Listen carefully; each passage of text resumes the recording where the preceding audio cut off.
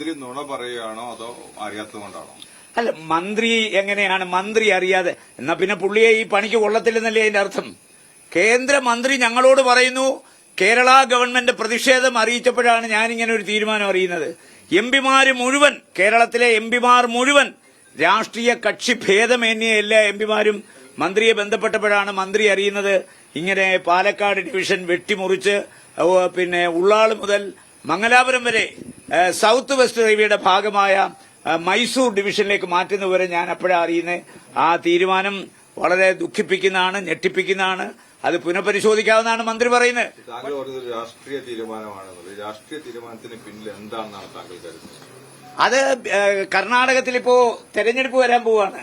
കർണാടകത്തിലെ ഒരു മന്ത്രിയും ബിജെപിക്കാരും ഒരു ഉത്സവത്തിന്റെ പ്രതീതിയോടുകൂടിയാണ് ഈ തീരുമാനം ആഘോഷിക്കുന്നത്. അപ്പോ അതാ ഞാൻ പറഞ്ഞത്, കഴിഞ്ഞ കുറെ കാലമായി കർണാടകത്തിലെ എംപിമാർ പലപ്പോഴും പറയുന്നുണ്ട് നിങ്ങളുടെ പാലക്കാട് ഡിവിഷൻ ഞങ്ങള് മൈസൂരേക്ക് കൊണ്ടുപോകും, മൈസൂരേക്ക് കൊണ്ടുപോകുമെന്ന് പറഞ്ഞ് അത് ഒരു തീരുമാനമാണ്. ഞാൻ ചോദിച്ചത്, പാർലമെന്റിന്റെ സെഷൻ നടന്നു.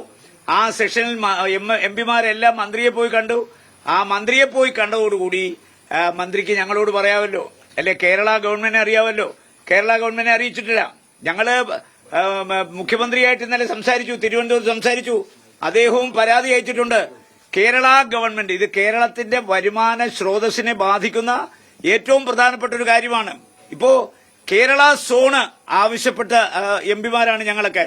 കാരണം കേരളത്തിന് റെയിൽവേയുടെ ഭൂപടത്തിൽ കൂടുതൽ പ്രസക്തി വരാനായിട്ട് കേരള സോണ്, റെയിൽവേക്കൊരു കേരള സോൺ അനുവദിക്കണമെന്ന് പറഞ്ഞു. ഇതിപ്പോ ഫലത്തിൽ വരാൻ പോകുന്നത് വരുമാനമില്ലാതെ പാലക്കാട് ഡിവിഷൻ ഒരിക്കലും മുന്നോട്ട് കൊണ്ടുപോകാൻ പറ്റില്ല.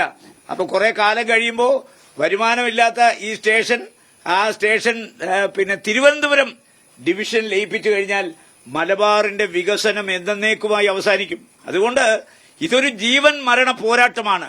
ഇതിനകത്ത് ഒരു വിട്ടുവീഴ്ചയ്ക്കും ഞങ്ങൾ തയ്യാറല്ല. അതുകൊണ്ടാണ് തിരുവനന്തപുരത്ത് നമ്മുടെ ഈ ഓപ്പറേറ്റിംഗ് റേഷ്യോ താളം തെറ്റുന്നതോടുകൂടി തന്നെ വരുമാനമൊന്നും ഇല്ലാതാവും.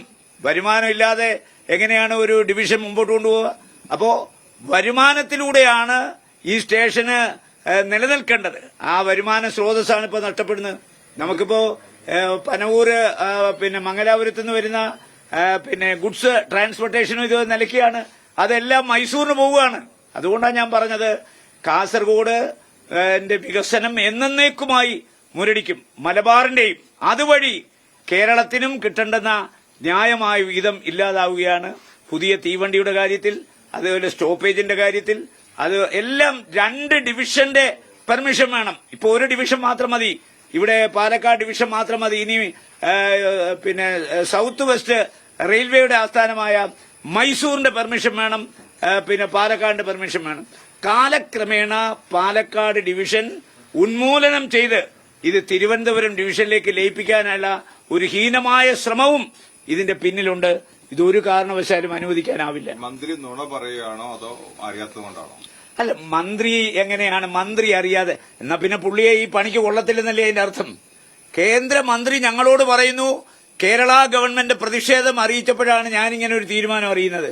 എംപിമാര് മുഴുവൻ, കേരളത്തിലെ എംപിമാർ മുഴുവൻ രാഷ്ട്രീയ കക്ഷി ഭേദമേന്യ എല്ലാ എംപിമാരും മന്ത്രിയെ ബന്ധപ്പെട്ടപ്പോഴാണ് മന്ത്രി അറിയുന്നത് ഇങ്ങനെ പാലക്കാട് ഡിവിഷൻ വെട്ടിമുറിച്ച് പിന്നെ ഉള്ളാള് മുതൽ മംഗലാപുരം വരെ സൌത്ത് വെസ്റ്റ് റെയിൽവേയുടെ ഭാഗമായ മൈസൂർ ഡിവിഷനിലേക്ക് മാറ്റുന്നവരെ ഞാൻ അപ്പോഴാണ് അറിയുന്നത്. ആ തീരുമാനം വളരെ ദുഃഖിപ്പിക്കുന്നതാണ്, ഞെട്ടിപ്പിക്കുന്നതാണ്. അത് പുനഃപരിശോധിക്കാവുന്നതാണ് മന്ത്രി പറയുന്നത്. പക്ഷെ അത് ഞങ്ങൾക്കൊരിക്കലും വിശ്വസിക്കാനാവില്ല. കേന്ദ്ര റെയിൽവേ മന്ത്രി അശ്വിനി വൈഷ്ണവ് അറിയാതെ ഒരിക്കലും ഈ തീരുമാനം വരില്ല. ഇത് റെയിൽവേക്ക് മാത്രമായിട്ട് എടുക്കാൻ പറ്റില്ല. അതുപോലെ കാസർകോട്ട് പാഴ്സൽ സ്റ്റേഷനായിരുന്നു.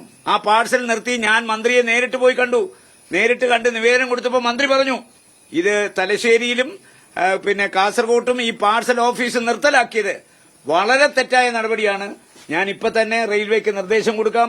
ആ നിർദ്ദേശം ഇതുവരെ പാലക്കാട്ട് വന്നിട്ടില്ല. അപ്പൊ മന്ത്രി എംപിമാരെ കളിപ്പിക്കുകയാണോ? ഞങ്ങളെന്താ പുള്ളിയുടെ കളിപ്പുള്ളയാണോ എംപിമാര്? ഞങ്ങള് ഈ മന്ത്രി ബിജെപിക്ക് ഭൂരിപക്ഷം കിട്ടിയോണ്ടല്ലേ അദ്ദേഹം മന്ത്രിയായത്. നാളെ യുപിഎക്കാണ് ഭൂരിപക്ഷം കിട്ടിയെങ്കിൽ ഞങ്ങളൊക്കെ ഭരിക്കുന്ന പാർട്ടിയുടെ എംപിമാരല്ലേ. അപ്പൊ സ്വാഭാവികമായി ജനങ്ങൾ വോട്ട് ചെയ്ത് ജയിപ്പിച്ച ജനപ്രതിനിധികളോട് അധികാരത്തിലിരിക്കുന്നവരൊരിക്കലും കള്ളം പറയാൻ പാടില്ല, ഒന്നും ഒളിച്ചു വെക്കാൻ പാടില്ല. ഇതെന്താണ് ഞങ്ങളെല്ലാം ഈ പാഴ്സൽ ഓഫീസ് നിർത്തൽ ചെയ്തതിനെതിരെ ഞാൻ കൊടുത്ത നിവേദനത്തിന്റെ സൈഡിൽ അതേ ഒപ്പിട്ടാണ് ഉദ്യോഗസ്ഥരെ വിളിച്ചു പറഞ്ഞു ഇമ്മീഡിയറ്റ് ആയിട്ട് ചെന്നൈ വിളിച്ചു പറയണം ഈ തലശ്ശേരിയിലെയും അതുപോലെ കാസർകോട്ടെയും പാഴ്സൽ ഓഫീസ് നിർത്തിയ നടപടി പുനഃപരിശോധിച്ച് അവർ വീണ്ടും പാഴ്സൽ സർവീസ് ആരംഭിക്കണം.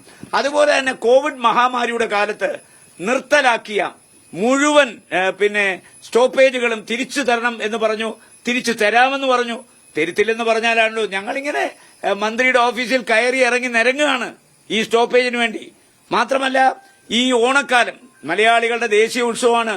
അതുപോലെ മംഗലാപുരത്ത് നിന്ന് കൂടുതൽ തീവണ്ടികൾ ആരംഭിക്കാൻ വേണ്ടി നിവേദനം കൊടുക്കാൻ ഞങ്ങൾ പോയി.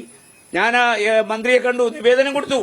ഇതെല്ലാം പരിഗണിക്കാമെന്ന് പറയുന്ന അല്ലാതെ പോലും ഞങ്ങള് വിവിധ ആവശ്യങ്ങളുമായി എംപിമാർ അദ്ദേഹത്തെ സമീപിച്ചപ്പോൾ ഇങ്ങനെ ഒരു തീരുമാനം എടുത്തിട്ടുണ്ട് എന്ന് ഞങ്ങളെ അറിയിച്ചിട്ടില്ല.